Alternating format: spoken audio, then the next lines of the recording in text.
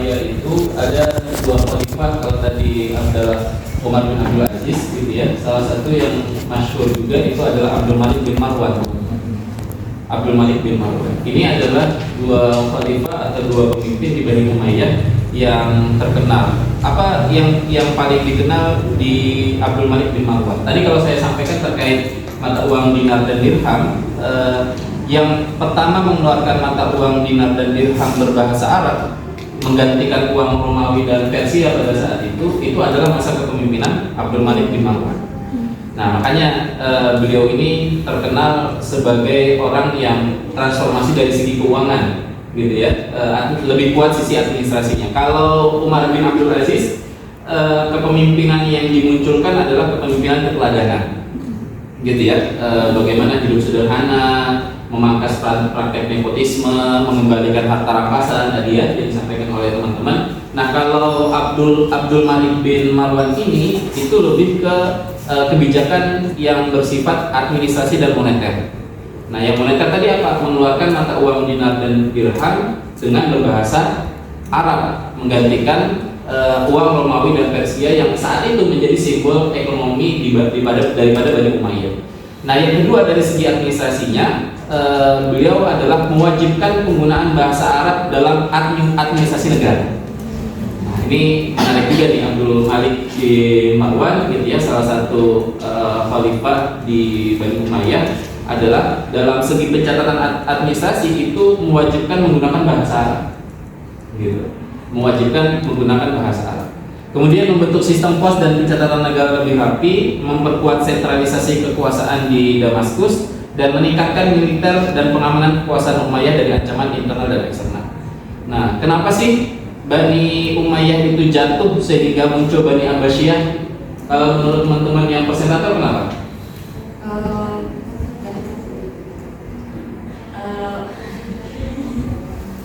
Waktu dipimpin oleh Yazid bin Konflik terbesarnya itu adalah konflik suku Arab dan non Arab. Ada namanya suku Muawi atau non Arab. Nah, di Bani Umayyah itu suku Muawi itu kelas 2, di kelas 2 kan. Di kelas 2 kan. Nah, yang paling ditonjolkan itu adalah suku Arab gitu ya, suku Arab atau kelas Arab. Nah, kemudian bukan Muawi tapi Mawali ya, Muslim non Arab seperti Persia dan lainnya itu diperlakukan sebagai bahasanya kelas 2. Nah, buktinya apa mereka diperlakukan kelas 2? Mereka tetap harus membayar jizyah atau pajak walaupun mereka sebagai seorang muslim. Itu di Bani Umayyah. Dan di golongan Mawali ini itu mereka tidak memiliki hak politik, tidak memiliki hak politik yang sama seperti orang-orang Arab.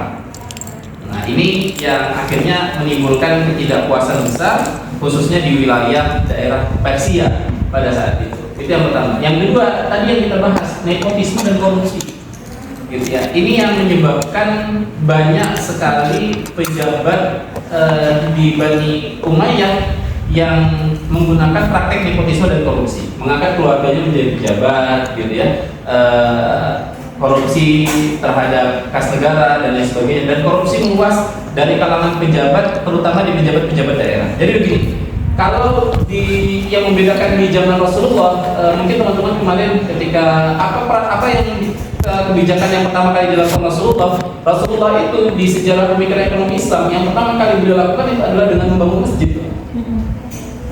Yang pertama kali kebijakan ekonomi yang dibangun Rasulullah itu adalah membangun masjid. Masjid apa?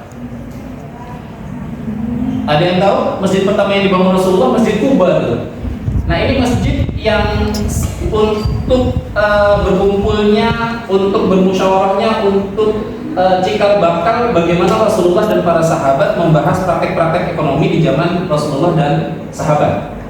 Nah, pada saat itu Rasulullah dan para sahabat itu fokusnya adalah fokus memperkuat perekonomian Rasulullah dan para sahabat saat itu.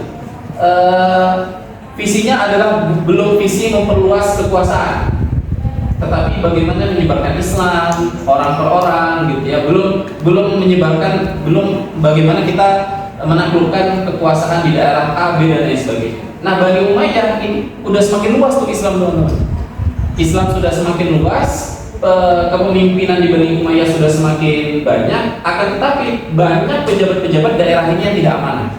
Ya, bahasa kita mungkin bupati, gubernur ya, teman-teman, yang itu yang tidak amanah, akhirnya mereka korupsi dan lain sebagainya. Nah, selanjutnya itu adalah faktor ketidakpuasan agama dan politik. Nah, jadi kalau ini adalah disebabkan banyaknya kelompok Syiah yang kecewa terhadap keluarga Ahlul Bait. Nah, itu sampai sekarang masih ini kan, atau keluarga Nabi yang mereka tidak diberi tempat dalam pemerintahan. Itu kecewanya orang-orang Syiah pada saat itu. Nah, selanjutnya adalah kepemimpinan yang lemah. Nah, kepemimpinan lemah ini itu adalah kepemimpinan setelah masa Muawiyah dan Abdul Malik, khalifah berikutnya itu banyak kekurangan. Banyak khalifah yang tidak berwibawa karena ada yang diangkat atas dasar nepotisme gitu ya. Walaupun akhirnya terobati dengan hadirnya Umar bin Abdul Aziz. Gitu. Yang khalifah pertama kan tadi Muawiyah ya, teman-teman, gitu ya. Khalifah pertama itu Muawiyah. Nah, yang itu setelah khalifah-khalifah berikutnya itu banyak khalifah yang tidak berwibawa dan memberikan keteladanan yang baik. Yang terakhir pemberontakan dari Bani Abbasiyah. Nah, pemberontakan dari Bani Abbasiyah. Keluarga Abbasiyah atau keturunan Abbas itu mereka memimpin gerakan bawah tanah untuk menggulingkan Umayyah. Jadi perpecahan Islam itu ya sudah dari dulu, teman-teman. Gitu ya, menjatuhkan gitu ya. Politik itu kalau kita bilang hari ini politik itu kotor, ya itu sudah dipraktekkan pada pemimpin-pemimpin Islam masa dulu. Berapa tahun sih Umar bin Abdul Aziz itu memimpin? Berapa guys? Persentator. Umar bin Abdul Aziz itu memimpin itu nggak lama, teman-teman, 2-3 tahun. Bahkan banyak riwayat mengatakan hanya memimpin 2 tahun. Gitu ya. Hanya memimpin 2 tahun. Tetapi di 2 tahun itulah justru puncak kejayaan Islam. Gitu ya. Beliau mempraktekkan kepemimpinan yang adil, pemimpin yang sederhana, pemimpin yang mengutamakan masyarakatnya dengan bahkan beliau nggak segan untuk menghukum para koruptor, gitu ya, memecat para pejabat-pejabat yang tidak amanah. Nah, ini yang paling masyhur, sekali lagi yang perlu kita pelajari, kita ambil pelajarannya dari Bani Umayyah adalah bagaimana Umar bin Abdul Aziz, gitu ya, yang berhasil menjadi pemimpin yang membawa kemaslahatan pada masyarakat. Itu mungkin yang sedikit saya tambahkan kepada teman-teman yang presentasi. Silakan dari teman-teman kalau ada yang mau didiskusikan. Nggak ada yang mau pesan lagi untuk kelompok ini? Sudah jelas dan sudah lelah. Saya juga nggak perlu tambahkan, kan udah banyak tambahin kan ya. Betul nggak Mbak? Tadi ada kan ya administrasi. Apa tadi ya kalimatnya? Reformasi administrasi. Nah, teman-teman, di Bani Umayyah itu fokusnya itu masih perluasan wilayah. Fokus Bani Umayyah itu masih perluasan wilayah dan konsolidasi kekuasaan.